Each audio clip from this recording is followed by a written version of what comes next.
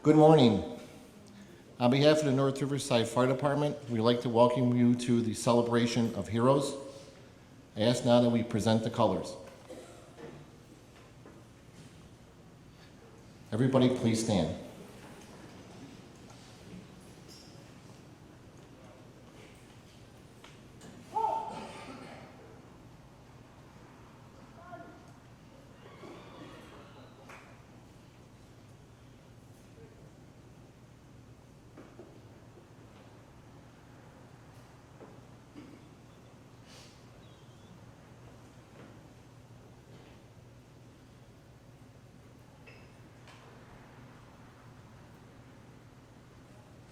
My apologies, folks. The timing wasn't just right. The pipe band's coming in to start it.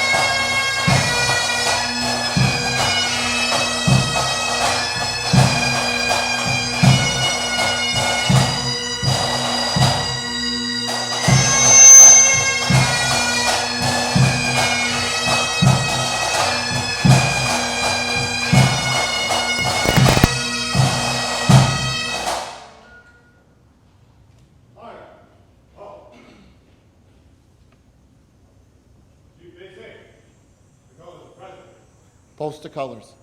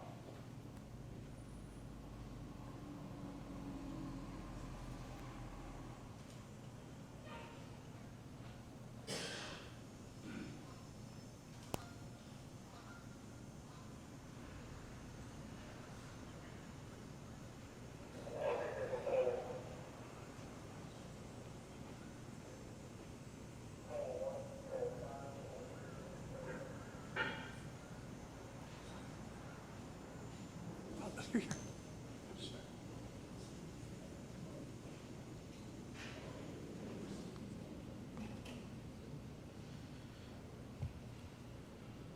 One month ago, I was in New York City and went to the 9/11 memorial.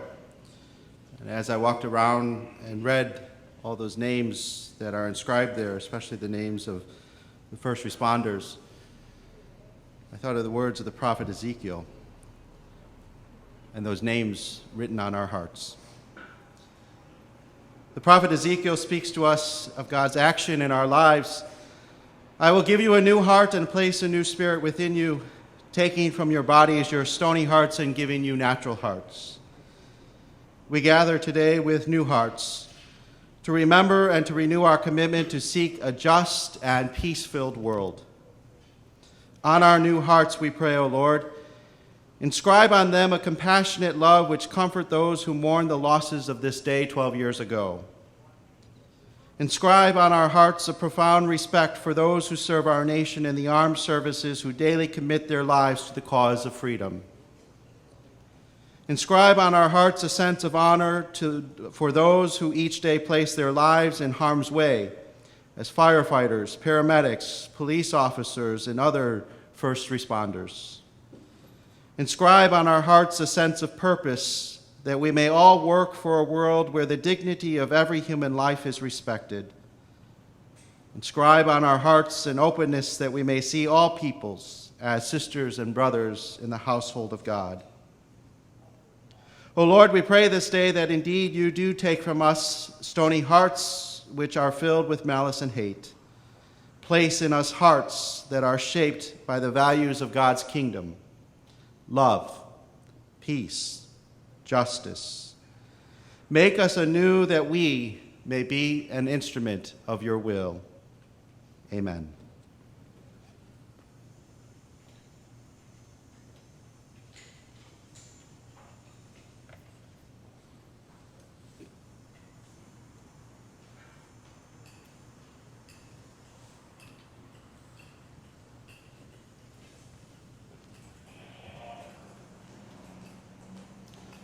Please be seated.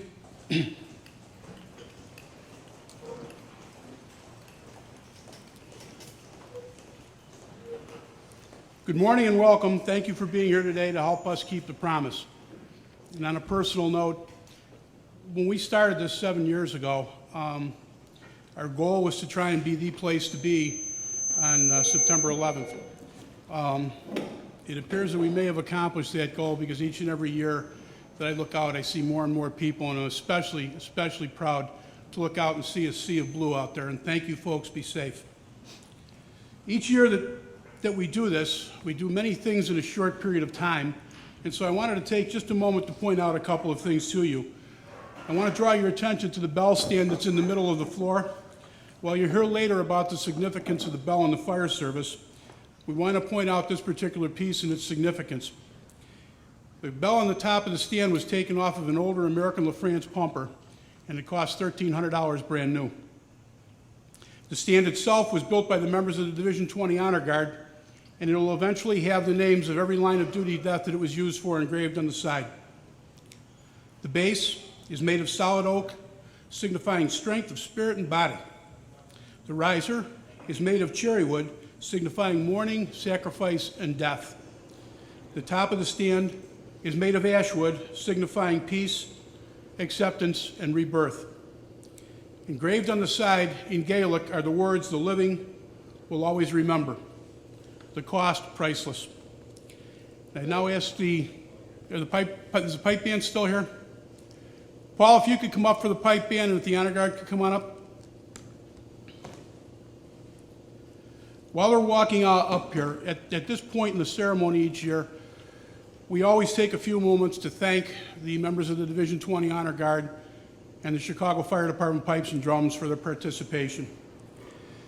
And in thinking about what to say this year, it occurred to me that we start the ceremony, the pipe band comes in playing music, the Honor Guard posts its colors, and with the exception of a very few brief words on my part to say thank you, that's all that's really done, and I really didn't feel that they deserve the recognition that they actually truly need.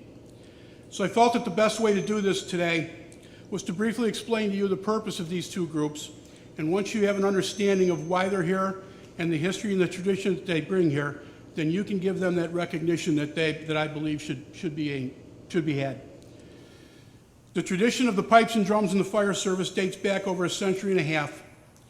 Because of the Great Potato Famine in Ireland in 1845, the Irish came to America in great numbers. The only jobs that these new Americans could get were the ones that no one else wanted, the dangerous and dirty job of police officer and firefighter.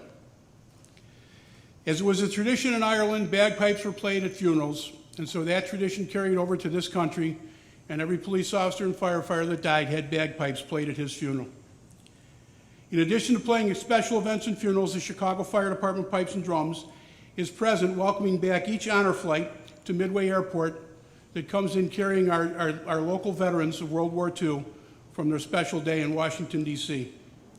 They will leave next week for Colorado Springs and will be in Emmitsburg, Maryland next month to play for their fallen comrades that were killed in the line of duty last year.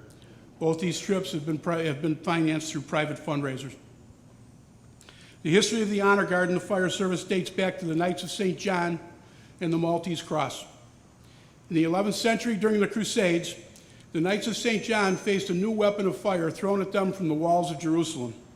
Hundreds of knights were burned alive. In 1530, the island of Malta was given to these courageous knights.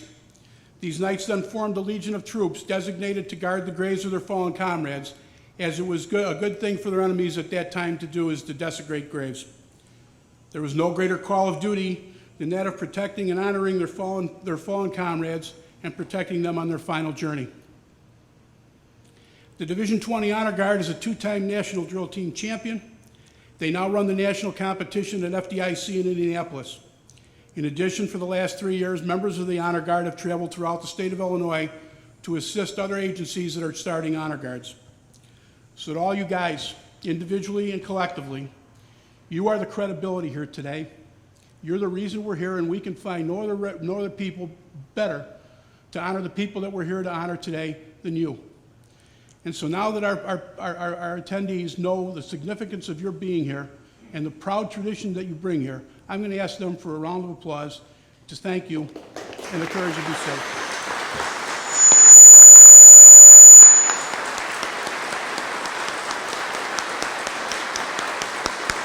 Thank you.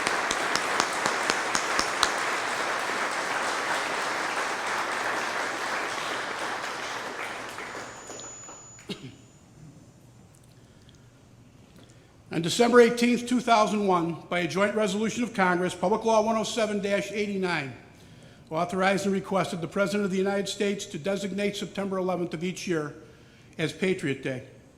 With this resolution, President George W. Bush called upon the people of the United States to observe this day with appropriate ceremonies and activities, including remembrance services and candlelight vigils. Today, we honor heroes. Today, we remember those nearly 3,000 men, women, and children lost in the attacks of September 11th, and we honor the more than 6,000 members of the armed forces who have given their lives in Afghanistan and Iraq, as well as the tens of thousands of our wounded warriors and the Gold Star families of our fallen heroes. How we remember this day will mark the resiliency of the American spirit. We honor and remember those lost, but we also recognize that on that day, a date that once held no special meaning to any of us, our country and a generation of Americans were changed in an instant. 12 years ago today, we sat in front of televisions and watched an incomprehensible tragedy that had no script. And soon, there came the question, why? Why were two firefighters from Webster, New York, killed in a fire deliberately set by a crazed gunman who had them set up for the slaughter? On the same day, two police officers were killed in this country, one in Wisconsin and one in Texas. Why on Christmas Eve? We looked for an answer, but there wasn't an answer. Evil people exist, they always will. Some people are simply born broken. They want to hurt, kill, whatever. You can prepare for them, look out for them, and do your best to be vigilant, but you can't legislate them or counsel them to not be broken. On September 11, 2001, 343 firefighters 37 Port Authority police officers and 23 New York police officers met their death coming to the aid to people who needed their help because of the acts of broken people. We were in shock when the smoke and dust cleared, but it wasn't for long. We grieved, but we stepped up and we contributed in any capacity that we could. And the words we will never forget were seen and heard repeatedly. We bent, but we never broke. And it's for this reason, and I quote former U.S. President Harry S. Truman, "America was not built on fear. America was built on courage, on imagination, and on an unbeatable determination to do the job at hand." We remember those heroes from that day by gathering each year like this, and as years pass and time distances us from September 11, 2001, we must keep that day and those heroes fresh in our memory. We are the keepers of a noble tradition, but we are just passing through. We must pass these traditions on to those that will follow us. We must not forget. I throw this challenge out to those of you that are here today to accept the responsibility to pass this along. Keep the tradition alive. Never forget these brave people. Continue to honor them as well as those that will make the ultimate sacrifice in the upcoming years. 37 years from today, on the 50th anniversary, don't let television coverage show gray-haired people placing flowers at memorial sites. Let the day be filled with young, vibrant faces in uniform, there to honor their brothers because you passed the tradition along. Those of us in public safety must remember their courage and their example. We honored them 12 years ago as we honor them now by getting back in those squad cars and out of those rigs every day and continuing to respond. They are still riding with us, and it is their example that pushes us. We honor them further at events like this by celebrating them for their courage and their example, and so we now ask for a round of applause for our brothers and sisters in their honor, to the heroes of 9/11, never forgotten.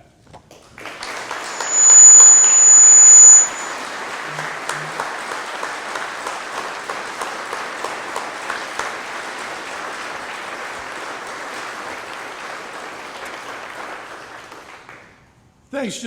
Just a moment to recognize some people that are here. We have Mayor Hermanick here with his lovely wife.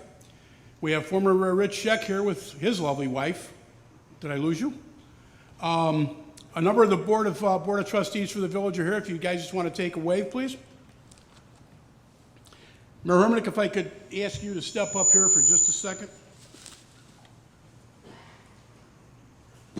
Right there.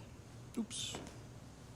There we go. I now like to take just a brief moment to make a special presentation. A few years ago, the Riverside Cable Commission asked if they could come over and film, and they recorded by film the events that have occurred here for the last 3 years.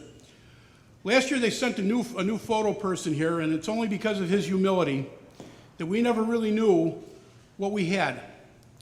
Let me briefly explain to you the minor life of this person, the minor accomplishments of this person. In April of 1948, Don Farnham began working with ABC as a soundboard man in Chicago. By September of that year, he was working as a cameraman for ABC TV in Chicago. He stayed with the company for 45 years. He was a cameraman for Monday Night Football, the Super Bowl, the World Series, and 3 Olympic Games. He was part of the ABC crew that went with Richard Nixon to China in 1972. Don won his first Emmy Award in 1959 and would win a second one for his work at the Winter Olympics in Lake Placid, New York in 1980. What we really want to tell you about Don is this. As a 17-year-old high school senior in 1943, Don enlisted in the Marines. At the time of his enlistment, he had 4 brothers serving in the Army. On February 19, 1945, Don was part of the 3rd Marine Division, who were part of the 70,000 troops that attacked the Japanese island of Iwo Jima. This month-long battle included some of the fiercest and bloodiest fighting of the war in the Pacific of World War II.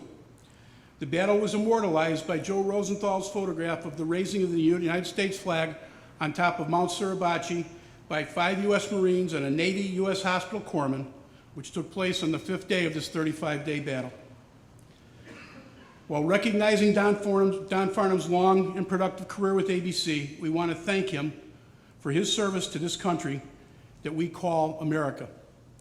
And it's because of people like Don and the people that he served with that we can truly say the United States is the land of the free.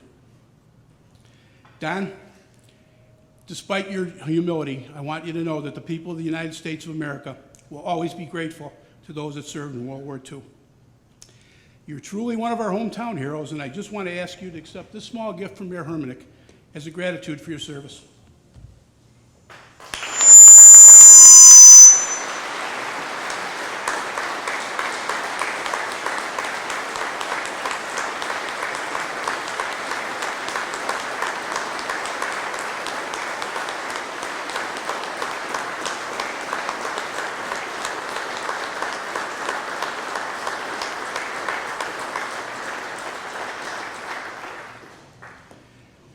I mentioned the honor flights that come in and out of Midway Airport on a monthly basis, I believe. Don will be leaving tomorrow morning for Washington, D.C. for his honor flight. I'm really excited to introduce our guest speaker today. Each year that we've done this, and some of our former guest speakers are here, so please don't take this personally. Each year that we've done this, our guest speaker has either been a police chief or a fire chief.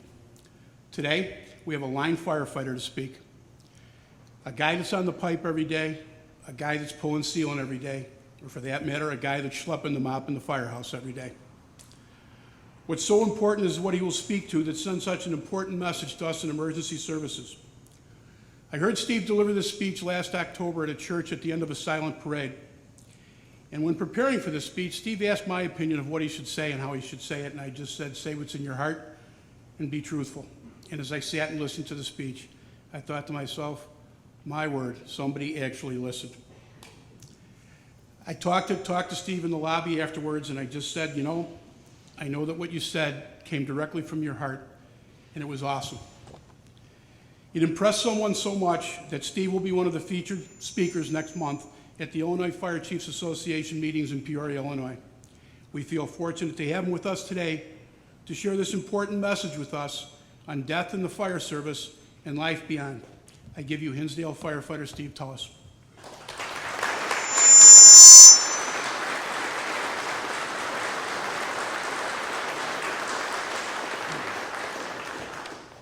I'd like you to all lower your expectations after that brief introduction. Thank you, Ralph. I'm embarrassed to say this is my first time at this ceremony, and depending how the next few minutes go, hopefully it won't be my last. Today we honor the 343 FDNY who risked everything on 9/11. You multiply that by 100, maybe even 1,000, and that's how many lives were shattered when those firefighters didn't come home at the end of their shift. The families of those firefighters realized their worst fear that day. They are the survivors, a club that nobody wants to be a part of.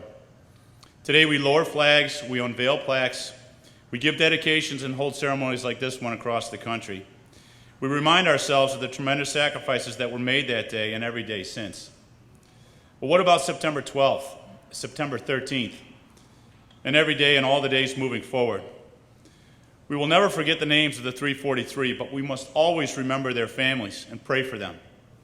When 9/11 happened, I was in an EMT school at Loyola. I couldn't help but think of all the families who lost a loved one, and in some cases more than one that day. I thought, what can I do? What can any of us do for these families? We attended funerals, we wrote letters, and we prayed. A lot. But now what? 12 years later, what can we do to help those families who struggle every day to keep moving forward? On May 4th, 1999, my dad, Bucky Tullis, Chief of the LaGrange Park Fire Department, died in the line of duty. He was 6 months shy of a happy and much-deserved retirement. Believe it or not, today's his birthday. He would have been 76 years old. Happy birthday, Dad.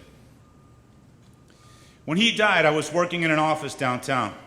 My life changed that day, much like the lives of the survivors who experienced the line of duty death. I was driven by one simple thought. They can bury his body, but not his spirit.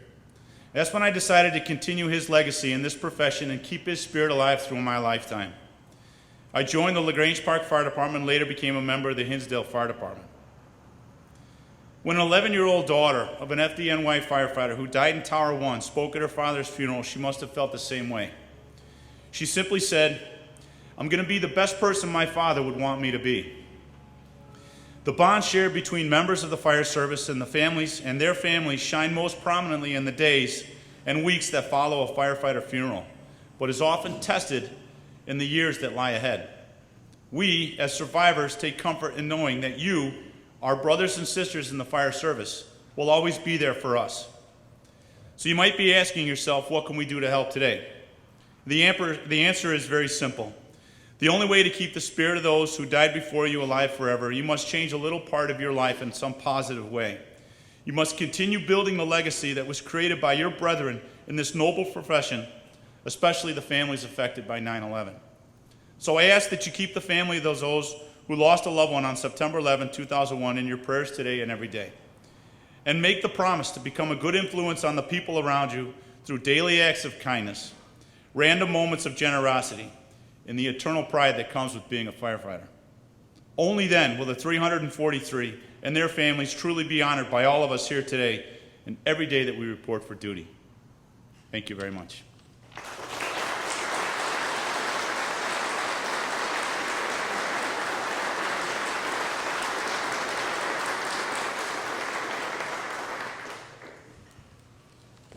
Thanks, Steve. Today, we honor heroes.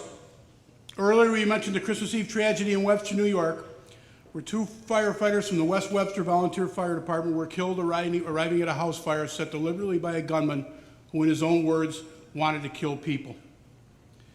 And what happened there as a result of this act is what happens every time we lose one. We came together, we grieved, and the brotherhood got stronger. I wish I could show you the video of the Webster police sergeant trying to deliver the eulogy at the funeral of one of those firefighters who was also a Webster police lieutenant. After 3 attempts at speaking, only to be stopped by tears, the police chief walked up to the podium. He put his arm around the sergeant and whispered some words of encouragement. Other police officers and firefighters began coming up to the stage to the point where the sergeant had 30 police officers and firefighters standing behind him to support him. The brotherhood. One of the most amazing things about public safety is the bond. This brotherhood that goes beyond the walls of any police station or firehouse. If you're a firefighter or you're a police officer, you're a brother, regardless of what department you belong to. There are some people that question why we do this each year. We do it for many reasons. We do it to keep the promise alive. We do it to provide a medium for people to come and renew that promise and refresh the promise and to rejuvenate the brotherhood. This is our day. It belongs to us, the first responders. And at the end of the day, it doesn't matter what the patch on the left arm reads. We're all in this together. Thucydides, a general in the Peloponnesian War in 411 BC, said, "The bravest are surely those who knows what lies before them, glory and danger alike, yet notwithstanding go out and meet it." Since September 11th, 2001, people have recognized the dangers that first responders face and that they face them without question. This has been magnified for us in the last year as it hit close to home by 2 firefighter line-of-duty deaths on the Chicago Fire Department. It's been said that a person becomes a hero on the day that they pin the badge on his chest. Everything after that is just part of the job. This past year, our firefighters and police officers have faced some challenges, tough times, and heartbreaking incidents. And yet we haven't given up or quit, thrown in the towel, or walked away. Why? Because we're a family that believes in something very, very important: serving others. An unsung hero is a person who makes a substantive yet unrecognized contribution, a person whose bravery is unknown and unacknowledged. Does that sound familiar? Because that defines every one of you standing here in uniform, all of you, the first responders, who continue to put that uniform on every day and continue to respond despite not knowing what the next call may hold. So to each and every one of you, I offer you 1,000 thank yous on behalf of your communities and your brothers and sisters in emergency services, with the wishes that you all be safe. Thank you.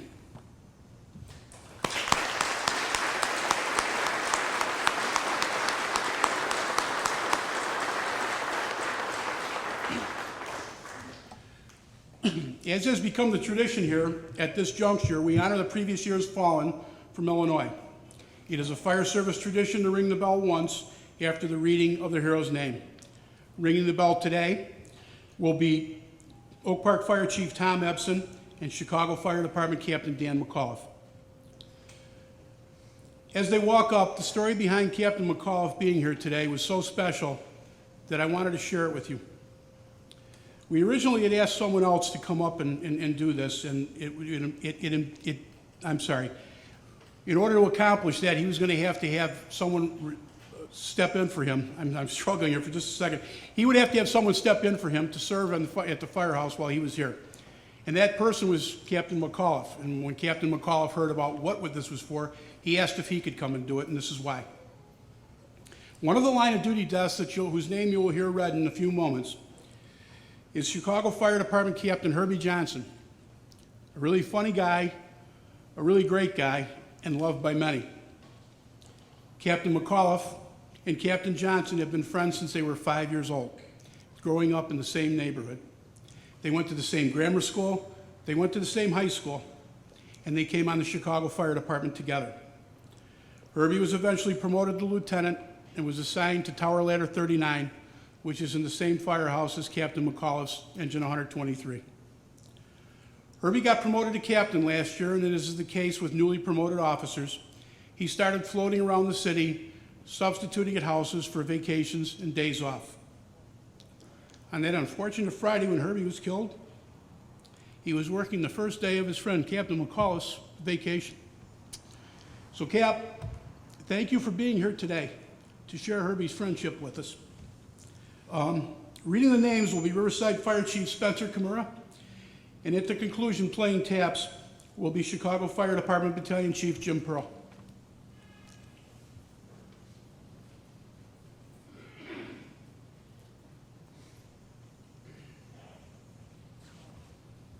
Good morning. Nationally, there were 123 police officers killed in the line of duty in 2012. In Illinois, Cook County Sheriff's Office, Department Corrections, Correctional Officer Nikki Bostick Jones. End of watch, July 18th, 2012. Illinois State Police, Trooper Kyle W. Detheridge. End of watch, November 26, 2012. There were 83 line of duty deaths in the fire service in the nation in 2012. In Illinois, Huntley Fire Protection District, Captain John C. Winkleman, last alarm, April 12, 2012. Chicago Fire Department, Captain Herbert T. Johnson, last alarm, November 2nd, 2012.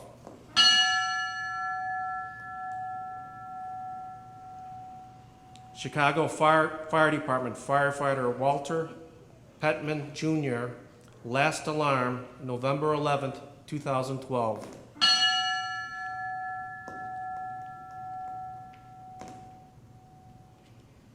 Santa Fe Fire Protection District, firefighter Timothy P. Jansen, last alarm, December 2nd, 2012.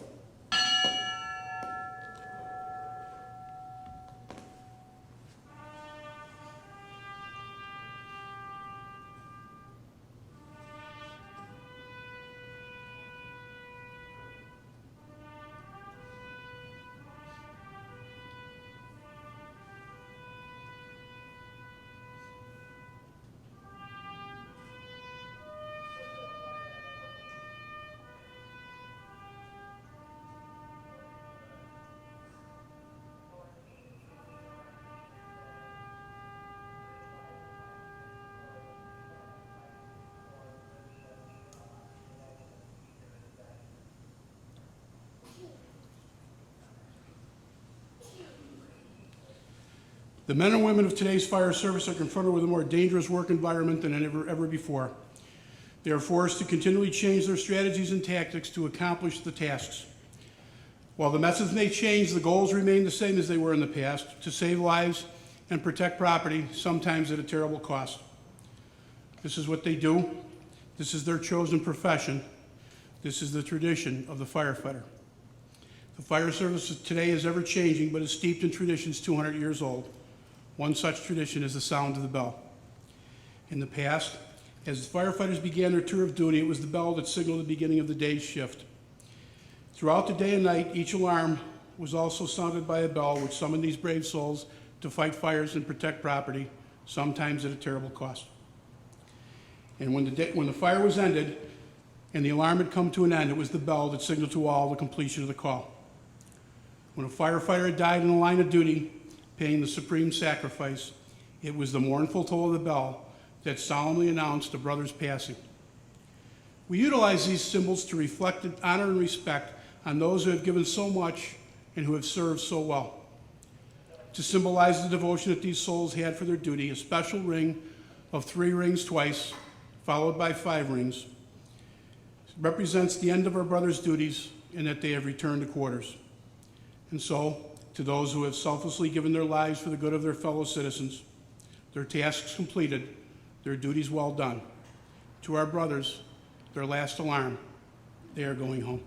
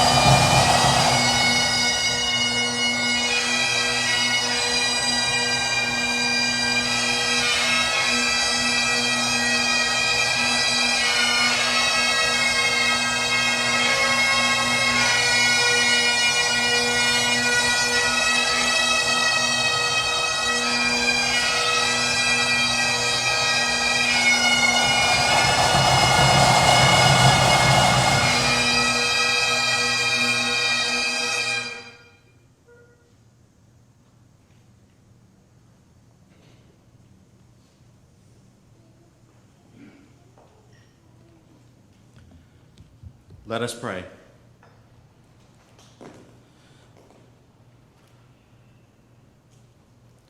All-powerful and merciful God, be present to us this day as we gather in memory of the victims of the terrorist attacks of September 11th, 2001. We know that violence and cruelty play no part in your divine plan. Yet there are those in the world who do believe that violence, terrorism, and war are the answers to our problems. Send forth your Spirit to change the hearts of all who choose acts which destroy life and create division. Grant eternal rest to all who died in the terrorist attacks, and bring your peace to the lives of the families who still suffer with the pains of their loss.